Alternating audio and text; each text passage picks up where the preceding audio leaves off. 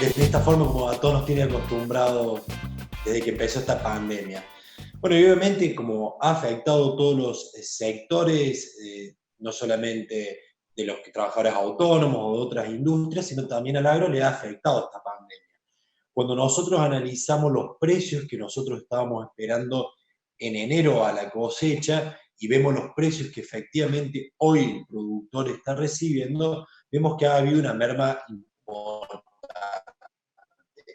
Esto principalmente ha sido por distintas variables, una de ellas la caída en el precio del petróleo, la menor actividad económica a nivel global y buenas variables productivas a nivel del hemisferio sur que han deprimido los precios. Ya veníamos en un contexto así y lo que ha hecho el coronavirus no ha sido más que acrecentarlo. Entonces, lo que hemos visto es que en los últimos 4 meses el valor de la cosecha de Córdoba ha perdido aproximadamente 700 millones de dólares, donde el gran perjudicado también es el maíz, con cerca de una pérdida de estos 700 de 400 millones de dólares y el resto para la soja.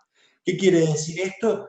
Que son montos mucho más bajos que van a recibir no solamente los productores, sino también los distintos eslabones de la cadena agroindustrial por esta gran caída en los precios y obviamente eso no tiene efectos. Por un lado, en lo que es la generación de divisas para el país y por otro lado lo que es el movimiento obviamente de la economía local que se resiente por esta caída de los precios.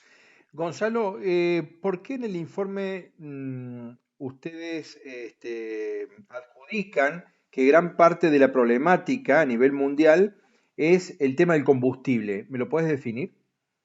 Bueno, básicamente hay que entender que el combustible o los combustibles fósiles son un sustituto de los biocombustibles. Entonces, cuando baja el precio del petróleo, por ejemplo, hay menores incentivos a transformar granos en combustibles, en biocombustibles. Entonces, de esa manera, uno consume más petróleo o tiende a comprar más petróleo en lugar de demandar más biocombustibles y eso hace que haya una mayor oferta de grano disponible. ¿Por qué se generó esta baja en el precio del petróleo? Bueno, básicamente por dos cuestiones. Por un lado, una guerra comercial entre países productores de petróleo como Rusia, Arabia Saudita, que han tirado los precios, han hecho que los precios bajaran. Y por otro lado, tenemos lo que es el coronavirus, que el principal efecto fue una caída en la demanda de la actividad económica global, y eso obviamente se traduce en un menor consumo de energía, que obviamente hizo que los precios se desplomaran y eso obviamente hace que los incentivos a transformar en otras fuentes de energía renovables sean menores y haga que los precios de los granos hayan caído muchísimo porque hay una mayor oferta de granos. Bueno, en este contexto, ¿cómo puede continuar el panorama cuando los productores hoy ya están cosechando y embolsando y están viendo estos precios deprimidos, ¿no? En la economía interna del productor? ¿Qué expectativa hay para los próximos meses? ¿O hay muchos factores que dependen de estos factores para que el precio pueda tener un rebote? Bueno, ahí depende básicamente de los granos que estemos hablando, lo podríamos dividir en soja y maíz y trigo por un lado.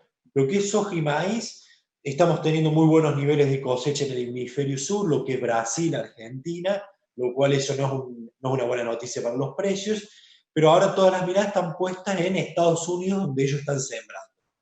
Están sembrando áreas récord para soja, para maíz, y la están haciendo a un muy buen nivel, a un muy buen ritmo, lo cual eso permite asegurar que están sembrando en su ventana óptima y que si están dadas las condiciones meteorológicas podría llegar a tener niveles de producción muy abundantes. En maíz, más de 400 millones de toneladas, lo cual es un número totalmente inaudito para lo que es Estados Unidos. Entonces, eso no son noticias muy positivas. Sin embargo, hay que tener en cuenta todo lo que puede llegar a pasar hasta la cosecha, así que hay que seguir de cerca qué es lo que está pasando con el clima en los Estados Unidos, que eso puede empezar a dar algún aliciente a los precios si es que el clima es desfavorable y hace que los rendimientos puedan llegar a ser inferiores a lo normal. En el caso Por de otro lado, China, ¿qué puede pasar?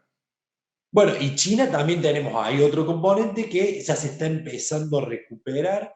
el Departamento de Agricultura de los Estados Unidos está estimando que las importaciones de China vuelvan a crecer en esta campaña, producto de una reactivación en su economía luego del coronavirus, y eso generaría un incentivo a los precios de la soja, debido a que tendrían importaciones récord. Así que el maíz, un panorama un poco más complicado, no era el que pensábamos hace 6 meses, pero la verdad que con el coronavirus cambió completamente. Y por el lado del trigo, ahí ya tenemos otra situación donde, por un lado, tenemos el mercado internacional, donde los principales exportadores están restringiendo su oferta de grano, principalmente porque el trigo es un cereal que se destina al consumo humano, entonces para asegurar la alimentación de su población restringen las exportaciones, y eso hizo que el precio internacional aumentara o no cayera como el de soja y maíz. Y en el plano local tenemos una demanda muy activa, donde el sector molinero aún tiene que comprar 4 millones de toneladas hasta que entre la nueva campaña, entonces eso puede llegar a generar oportunidades de precios para los productores que aún dispongan del cereal. Bueno, creo que el panorama no es bueno, el que estamos viviendo en estos momentos con respecto a los precios. Lo importante es que tengamos producción y esperando, bueno, que se reavierta esto a mediano plazo, ¿no?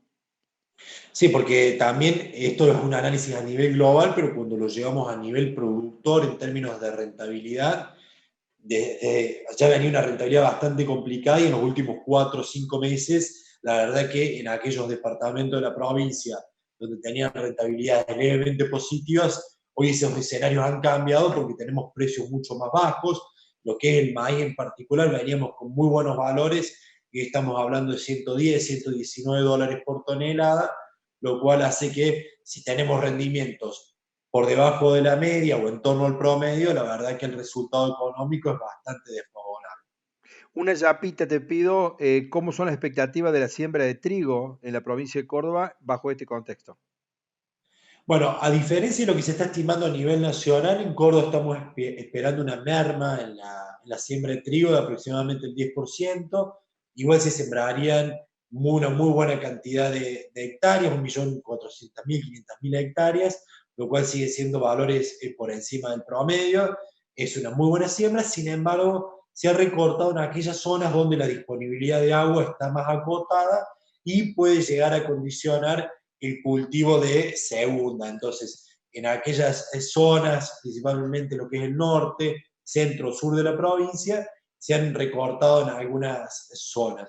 Después en otras zonas como Unión y Marco Juárez, donde las reservas de agua son más abundantes, ahí la situación es un poco diferente, pero por eso, repito, si bien ha caído, no deja de ser un excelente área central para esta campaña.